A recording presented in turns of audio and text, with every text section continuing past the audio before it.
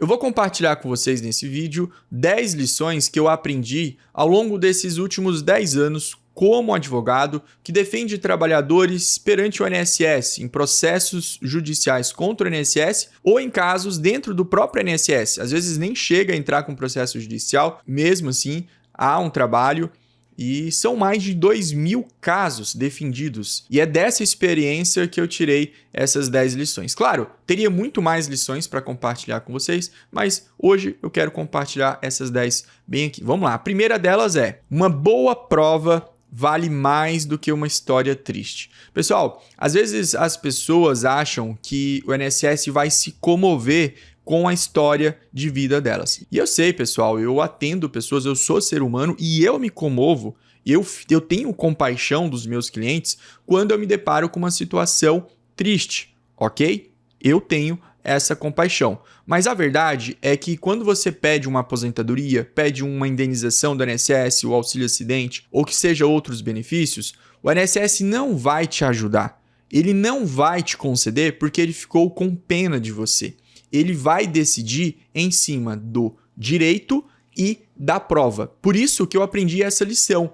Mais vale uma boa prova, um documento certo, um relatório médico certo, escrito de um jeito detalhado, um bom PPP, uma carteira de trabalho com anotação. Isso vale mais do que contar uma história triste para o INSS. Dificilmente o INSS vai ter compaixão, o perito do INSS vai ter compaixão por você, tá bom? Infelizmente, essa é a realidade. Segunda lição que eu aprendi: muita gente tem direito e não sabe.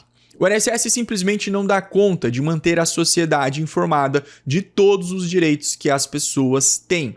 Caso mais clássico que eu atendo: pessoas que sofrem acidente, ficam com sequela e não sabem que têm direito de receber a indenização chamada auxílio acidente.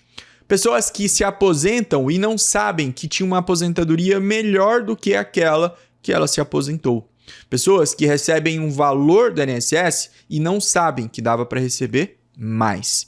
Então, isso eu aprendi e acredito que muitos de vocês já perceberam isso. São tantos detalhes que o INSS não dá conta. Ele não dá conta nem de fazer o básico bem feito. Quanto mais explicar para todo cidadão brasileiro quais são os direitos que eles têm. Ainda bem que a internet tem levado informações para todos os trabalhadores. Terceira lição que eu aprendi: perícia médica do INSS não é conversa de consultório médico. As pessoas vão para a perícia da INSS achando que vão ter o mesmo atendimento que elas têm lá no consultório do médico delas. E a verdade é que a perícia é um outro cenário. Eventualmente, uma ou outra pessoa vai passar por um perito gente boa, gente fina, que faz uma avaliação decente. Mas a maioria das vezes, o que a gente vê são peritos que nem olham no rosto do trabalhador, que malemar olha a documentação que ele leva. E fazem o quê? Nega o auxílio doença, nega o auxílio acidente, nega a aposentadoria por incapacidade, nega o direito de receber a aposentadoria por tempo de contribuição da pessoa com deficiência. E o que você pode fazer para evitar isso? Vamos lá. Encare a perícia como um momento para você levar provas. Então, volto lá na primeira lição que eu aprendi. Uma boa prova, um bom documento vale mais do que uma história triste. Não vá para a perícia sem uma preparação documental, sem ter provas daquilo que você quer provar. Eu estou falando de um relatório médico, eu estou falando de um exame de imagem bem feito, eu estou falando, talvez, de fotos do ambiente de trabalho em que você trabalha. Inclusive, pegando o gancho dessa questão de fotos do trabalho, eu trago a minha quarta lição que eu aprendi. Analisar o trabalho, a profissão da pessoa, do trabalhador, importa tanto quanto analisar a doença e as sequelas. O que acontece? Eu posso ter profissões onde o tipo de trabalho que é feito é muito mais leve. E em outras profissões o trabalho é mais pesado. E eu posso ter profissões que há uma exigência mental maior, uma pressão maior do que outras profissões que talvez tenham uma exigência física maior, porém não tem uma pressão psicológica tão forte. Então, cada trabalho é único.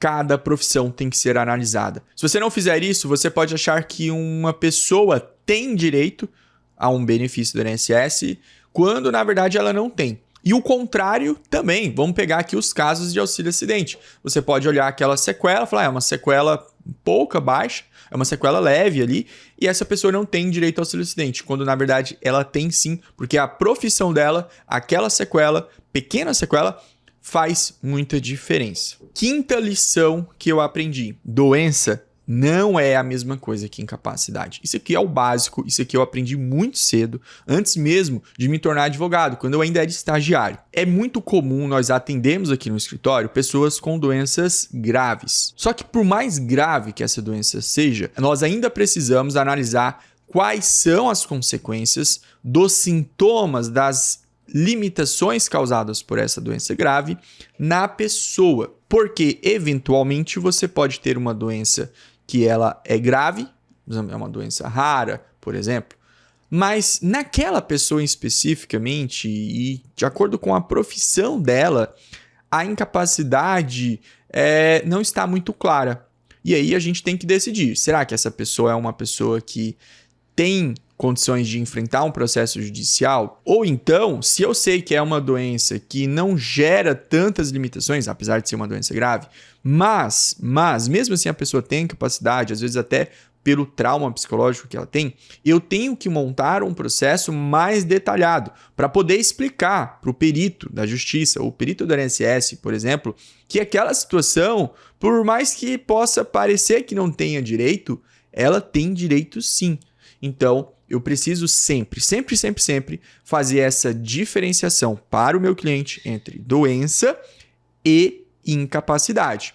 Combinado? Sexta lição que eu aprendi: sequela pequena pode causar grandes prejuízos. Aqui tem mais a ver com os meus casos de auxílio-acidente que eu já defendi e continuo defendendo aqui no escritório. Uma vez apareceu uma pessoa com uma amputação de uma pequena parte do dedo. E aquilo ali pareceu tão inofensivo para mim, mas depois, ao estudar aquele processo com mais detalhe, conversando com o cliente, eu pude perceber o quão importante era aquela parte do dedo daquela pessoa. Afinal de contas, Deus não ia fazer as mãos dessa forma se a gente não precisasse de cada parte dela. É ou não é? Então, ao longo do tempo eu fui aprendendo. Às vezes a sequela parece pequena, mas ela causa grandes prejuízos. Sequelas de limitação na articulação é uma situação. Diminuição de audição. Às vezes a pessoa tem uma diminuição de audição, mas ela continua escutando, mas mesmo assim causa prejuízo. Então, essa foi uma lição que eu aprendi depois de ter atuado muito em casos de auxílio-acidente também. Sétima lição: benefício negado não quer dizer que a pessoa não tem direito.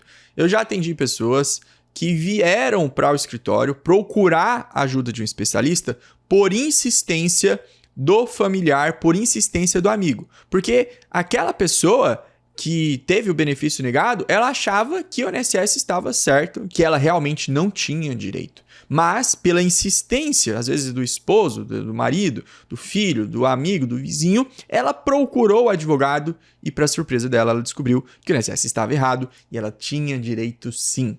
Bom, precisaria entrar com o processo na justiça, com certeza, mas ela ainda tinha direito. Então, pessoal, às vezes o INSS te nega o benefício, mas pode ser que você tenha direito. Pode ser que o INSS corte o teu auxílio-doença e fale, tá liberado, pode trabalhar. Mas ele não te fala que tu tem direito ao auxílio-acidente. Então, essa foi a sétima lição. Oitava lição, e essa aqui eu aprendi com meu pai: a verdade precisa ser organizada. Meu pai também é advogado, na verdade, ele que deu início ao escritório Almeida Marques, qual eu sou sócio hoje. Meu pai, Júlio Almeida de Souza, ele falava assim, principalmente quando era próximo de uma audiência e a gente conversava com a testemunha para poder entender o que a testemunha realmente sabia ou não sabia sobre os fatos, e meu pai falava assim: olha, temos que contar a verdade, mas temos que contar a verdade do jeito certo.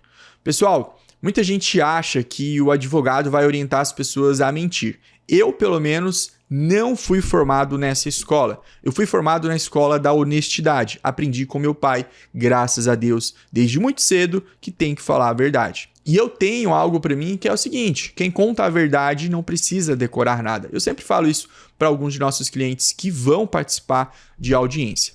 Só que, às vezes, você precisa contar a verdade com os detalhes certos, porque alguns fatos, se você conta ele fora do contexto, pode parecer mentira. Então, a verdade precisa ser organizada. Como meu pai dizia, a verdade precisa ser contada do jeito certo. Penúltima lição que eu aprendi. O cliente precisa de explicação simples, não de palavras difíceis. Desde que eu me tornei advogado e comecei a lidar com clientes, eu percebi que não adianta nada você ficar falando difícil para pessoas que não são formadas em direito. Até para advogado, até para juiz, eu não gosto de ficar usando palavras difíceis. Eu gosto de falar com palavras que qualquer um pode entender.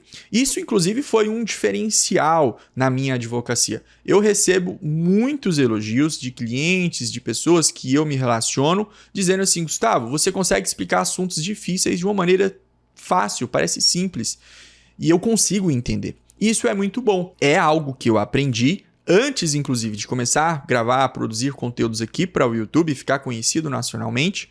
E tudo que eu falo, a forma que eu falo aqui no YouTube, é a forma que eu falo aqui na minha sala com meus clientes, é a forma que eu falo em uma videochamada com os meus clientes, quando é necessário explicar. E tento, me esforço para repassar isso para toda a minha equipe, para todo o meu time. Olha, pessoal, na hora de explicar algo para o cliente, não vem com palavra difícil. Normalmente, quando vem um estagiário, o pessoal que está na faculdade de Direito e vem fazer estágio aqui no escritório, eu percebo que eles querem falar difícil. Eles querem usar palavras que às vezes nem eles entendem ou que nem eles usam no dia a dia quando chega aqui no escritório, quer usar. Eu falo, não. Aqui você tem que falar o português do trabalhador.